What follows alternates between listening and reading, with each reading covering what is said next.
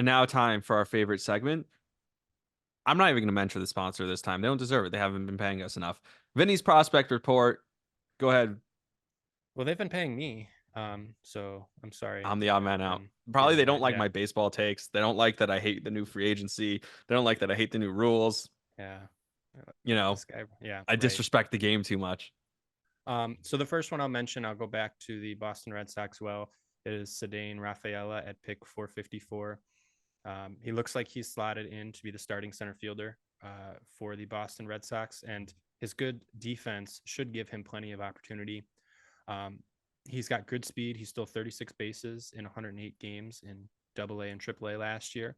And the thing I like about him is he puts the ball in play. So he's had a low strikeout rate. He's never had above 25% in the minors. So he's got okay pop at 89-mile-an-hour average exit velocity, which is good. We like to see that. So I really do like Cedane Rafaela. The only cons might be that he is a little bit smaller. So sometimes a lot of people like to knock on the small guys. I'm not necessarily one of them, but I do understand that sometimes it can be tough for small guys to have an impact, especially when they're younger. But the reason Yeah, why I'm not, that guy in LA, Mookie Betts, just not working out for him with that yeah, frame size, or you the know? the Josie Altuve, right? Is Yeah, that his name? exactly. Yeah, he's Or just even he's got yeah, Jose now I'm actually forgetting Jose Ramirez and yeah, yeah. I mean, that guy's got a mean right hook, right? Was it a right hook? I don't even know. Maybe it was a left hook. I don't know. I've just it you'd was think I'd one know or with the how other. many times I've seen that video, Yeah, but exactly. Would you no. though?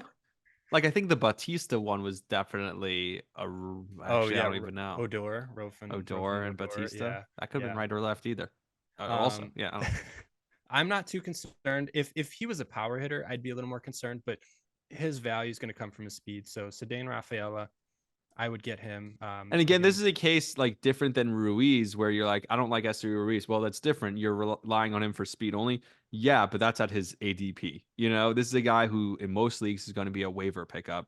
Um, and you're stealing stolen similar bases. value. Yeah, Yeah, similar value. Asturi Ruiz light, but I think he's got a little bit better of a hit tool and a better chance to kind of stick in the majors than Ruiz. Because if Ruiz gets traded to a contender, he's probably like a fourth outfield. Like there's not many exactly. teams Yep. who are going to need him and his bat in the lineup. So Yep. that was my first one is Cedane Rafaela at pick 454. And then my last two, I kind of lumped them in together because they're on the same team. And that is Dylan Cruz and James Wood. Dylan Cruz currently going at 570, James Wood going at 610. Um, I want you to, if you're playing fantasy baseball this year and it's a redraft league, maybe these aren't guys you keep on your bench because it's hard to know what Washington's going to do. But at the first sign that these guys may be brought up, they should be on your radar, pick up immediately because they are that good. I'll start with James Wood. He's the 14th overall prospect on MLB.com. And I don't think that does him justice because if we're talking fantasy skill sets and fantasy skills, he's definitely better than 14th overall. He's a top 5 prospect in baseball. And if you've been watching any spring training this spring so far, you won't get far without seeing James Wood highlights. In 25 plate appearances, I know it's only a small sample, but he's hitting 474 with a 600 OBP and a 947 slug. He's got 3 home runs, a stolen base, 6 walks, 4 strikeouts. James Wood has been doing it all. Again, super small sample, but there is absolutely no way that Victor Robles and or Eddie Rosario should stop James Wood from coming up. He's clearly better than them already. So James Wood and then Dylan Cruz, who is the 7th overall MLB prospect, MLB.com. Again, another guy who I think is top 5 prospect in most fantasy circles. And I don't know if you know much about Dylan Cruz, but I do just not. absolutely. So he played in the SEC last year, just absolutely mashed and murdered um, through his junior year. So in his college career, he slashed 380, 498. So he got on base almost 500 clip.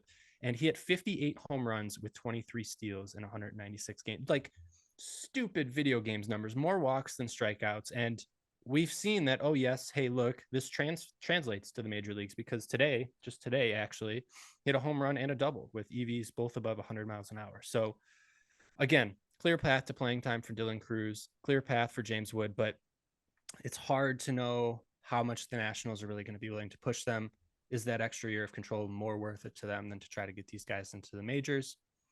We don't know. There's a chance they don't debut until late this year. So I wouldn't really be drafting them too much unless you're in a very deep league and you've played for the floor and now you're just taking a few gambles. But I again, just keep them on your radar for, it looks like they might be called up or an injury or something like that if Victor Robles gets hurt or whatever the case is, because these guys are 10 times better than Robles and Rosario. Yeah, and what's interesting with that is a couple of things. One, do you think you're kind of handcuffing yourself, kind of like we talked about with having two guys that really both of them would need to be called up and get consistent playing time? You mean by like if you were to draft them both or something? Yeah, or even if you only had one of them, it's like they're kind of tied to each other, like you mentioned. Where now like maybe you got the wrong one. You know, when you have like a tandem running back, like you never want to draft a Patriots running back in the NFL because it was like, well, you always know if James White gets the handoff, LeGarrette Blunt's going to be the one getting it in from the 1 yard line. Like, you know what I Right. mean? Mm-hmm. Yeah, and I think let me just see if it shows their I know projected. it's I different in mean, baseball because there's 9 spots in the lineup, but there's 3 outfield spots. You know, there's obviously Lance Thomas is going to be playing every day, we assume, right? Or Lane Lane Thomas. Thomas, yeah, Lane Thomas, my bad. Lane Thomas will be playing right field. Um, the only, I mean, the reason why I think there is a chance is because Dylan Cruz. I mean, he's 22.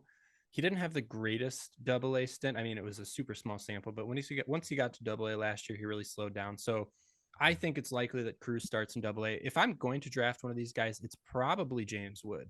Not only Okay. is James Wood's price lower, but and because I think again, uh, Dylan Cruz had such a huge career in the SEC that I think just a lot of people are super hyped on him. Right, we want to see the college guy come up and just destroy. But James Wood, I think, is the safer of the two to get more playing time because he's been in the organization a little bit longer, and he's proven that he can do it in Double A. And so I think the Nationals will want to see Cruz perform in upper minors a little bit more. But I think James Wood is ready. All right, which brings us now, and the other thing I was going to say, I'm forgetting now, so that's why we're moving on. Um, I think I was going to say something about yeah, we know how much spring training means. You mentioned that he's hitting in spring training, and as we started the episode talking about what a bust Yoshinobu Yamamoto is going to be, we know how valuable spring training is. So how could you possibly say that somebody's spring training is the reason to draft him? Anyway, jokes aside,